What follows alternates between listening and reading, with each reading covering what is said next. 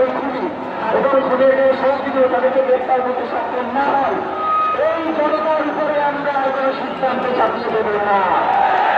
তারা আমাদেরকে বারংবার বিশ্বাস করে এরপরে যদি তারা বিচ্ছু ফিল করে তাদেরকে আমাদের সরকার হয়ে দরকার নাই। তাদের বিশ্বাসকে আমরা কোনোভাবেই গ্রহণ করতে দেব না। আপনাকে আমি একটা প্রশ্ন করতে চাই, আপনি কি শরীফ হাদির জানাজাতে অংশগ্রহণ করেছিলেন? জি, কোথায় কোথায় জানাজা হয়েছে? জাতীয় সংসদ ভবন দক্ষিণ প্লাজায় আমি মূল গেটে জানাজার সারিবদ্ধভাবে দাঁড়াইছি এবং মানুষকে বলছি ভিতরে আর জায়গা নাই। আপনি বলতে পারবেন কি পরিমাণ জানাজায় আজকে লোক হয়েছিল শরীফ উসমান হাদির জানাজায়? ডাইনে থাকায় সীমানা দেখি না, বামে থাকায় সীমানা দেখি না, তারপরে পিছনে পূর্বে সীমানা দেখি না। তাহলে যখন সীমানা দেখি না আমি লোক গুনব কিভাবে?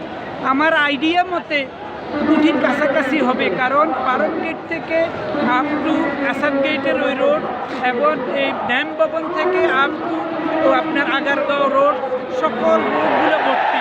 এবং মানুষ যখন নামাজ পড়ে কাতারের জন্য জায়গা রাখে, কিন্তু জানাজার জন্য কোনো টাকা নেই, শুধু একটু চিপা রাখি কাতারবদ্ধভাবে মানুষ লক্ষ লক্ষ লক্ষ লোক দাঁড়াই গেছে। আমার মনে হচ্ছে আজকে তার জীবনটা ধন্য যে সেই এতগুলা লোকের ভিতরে আল্লাহ হাদিস শরীফে বলছে 40 দিনের ভিতরে একজন পবিত্র থাকে, 40 জনের ভিতরে একজন পবিত্রতা অর্জন থাকে। এই এতগুলা হাজির বিনিময় হাজির জীবনের গুণাখাতা আমি মনে করি হাদিস শরীফে রসুলের অনুযায়ী জীবন উক্তি অনুযায়ী তার আল্লাহ মাফ করছে এবং সরকার তাকে উন্নতভাবে বিদ্রোহী কবি কাবি নজরুলের সাথে সমাধিত করেছে। এটা সবচেয়ে জীবনে চাওয়া পাওয়া। এর ভিতরে যদি আমি হইতাম আমার জীবনে আমি ধন্য মনে করতাম। সেই জন্য আজকে এই শাহবাগ চত্বরকে শহীদ শরীফ ওসমান হাদি চত্বর নামকরণ করা হয়েছে। এখনও জুলাই যোদ্ধারা সহ সেই জুলাইয়ের প্রথম সারির যোদ্ধা সেই গণতন্ত্রের চর্চা করে, সেই ইসলামিক চর্চা করে, সেই ইনসাফের চর্চা করছে এবং সেই মানুষের কথা বলছে, মানুষের ন্যায় অধিকারের কথা বলছে, বাংলাদেশ জাতীয়তাবাদ কথা বলছে। শেষ একটা ইচ্ছা ছিল যে আমি খালেদা জিয়ার সাথে দেখা করার ছিল, কিন্তু আল্লাহর অশেষ মেহরবানি খালেদা জিয়া এবার কেয়ার হাসপাতালে চিকিৎসাধীন, মৃত্যুর পাঞ্জা, আর সেও সেখানে অবস্থান নিছে। এটা হচ্ছে নিয়তি।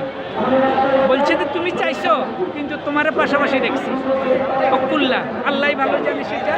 সেই অনুযায়ী আমি খুব আজকে আনন্দিত এবং আমার জীবন তো সে এত বড় জানাজা আমি দেখিনি এবং মানুষ সেই প্রদ বুঝে। আপনি বলতে চাচ্ছেন কোটির ঊর্ধ্বে লোক হয়েছে? শুধু দর্শক, আসলে শরীফ উসমান হাদির জানাজায় আমিও শরীক হয়েছিলাম, এটা আমার একটা ভাগ্য।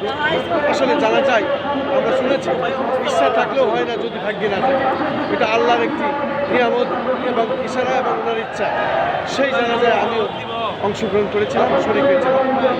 আমরা মানুষের মুখে যা শুনছি, যেহেতু সংসদ ভবনের চারিপাশে যে রাস্তা, কোনো রাস্তায় খালি ছিল না, সব রাস্তাতে মানুষ গায়ে গায়ে লাগিয়ে জানাজায় শরীক হয়েছিলেন।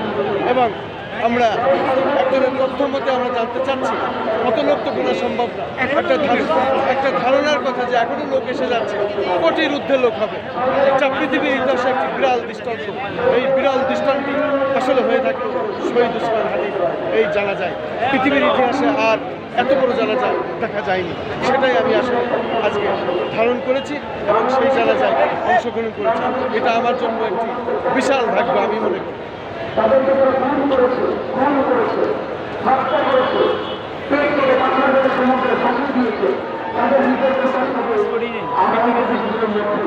আমরা এখন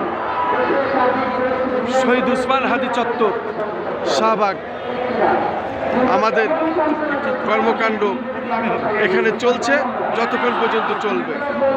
শহীদ উসমান হাদি চত্বর, এই সেই শাহবাগ, এই সেই শাহবাগ, শহীদ উসমান হাদি চত্বর।